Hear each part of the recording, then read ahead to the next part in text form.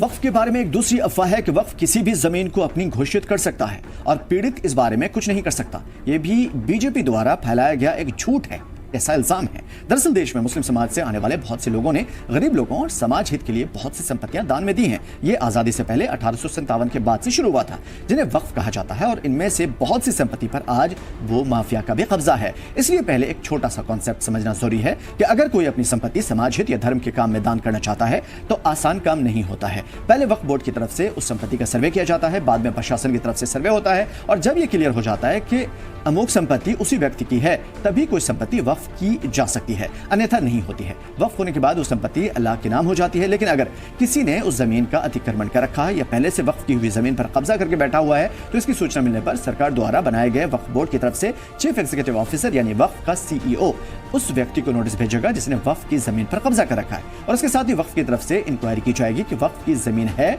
या नहीं है।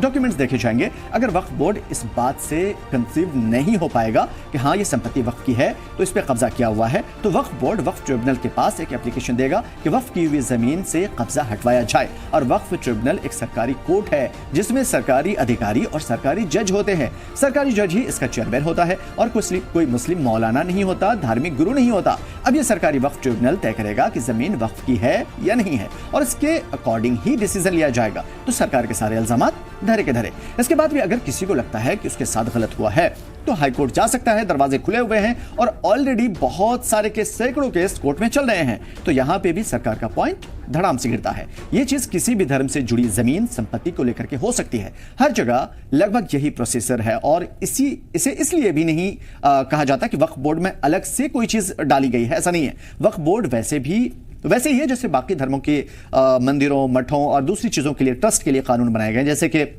Shri Jagannathpuri act 1955, Shri Siddhi Vinayak Ganapati temple trust act, Jammu Kashmir Mata Vaishno देवी का श्राइन एक्ट, और इस तरह के बहुत सारे। अभी हाल ही में जैन बोर्ड बनाए गए और इसके बारे में बातचीत की गई। सिखों के गुरुद्वारा को चलाने का काम भी गुरुद्वारा कमेटी करती है। सब धर्मों के ट्रस्ट हैं, बोर्ड्स का उनके ही धर्म से जुड़े हुए लोग चलाते हैं, और ऐसा इसलिए ताकि किसी भी धर्म या वर्ग को यह ना लगे कि सरकार उनके धर्म के काम में हस्तक्षेप कर रही है। वैसे ही वक्फ भी है, और यह स्पष्ट है कि कोई जमीन वक्फ की है या नहीं है, यह तय करने का काम वक्फ ट्रिब्यूनल का है, ना कि वक्फ बोर्ड का, और इसमें एक तरफा अधिकार है। वक्फ ट्रिब्यूनल पूरी तरीके से सरकारी ट्रिब्यूनल है जैसे कि बाकी ट्रिब्यूनल होते हैं। और इसके बारे में मैंने एक दूसरे लगातार आपको बताया कि इस तरह के जो ट्रिब्यूनल होते हैं, इससे अगर आप सहमत नहीं हैं तो आप कोर्ट जा सकते हैं। हाई कोर्ट देखेगा कि वक्फ ट्रिब्यूनल सरकारी जज ने फैसला सही दिया या नहीं दिया है। यानी कि आम आदमी, इस्लामिक स्कॉलर या मौलाना के पास कुछ नहीं होता, सरकारी कोर्ट करता है और सरकारी लोग करते हैं।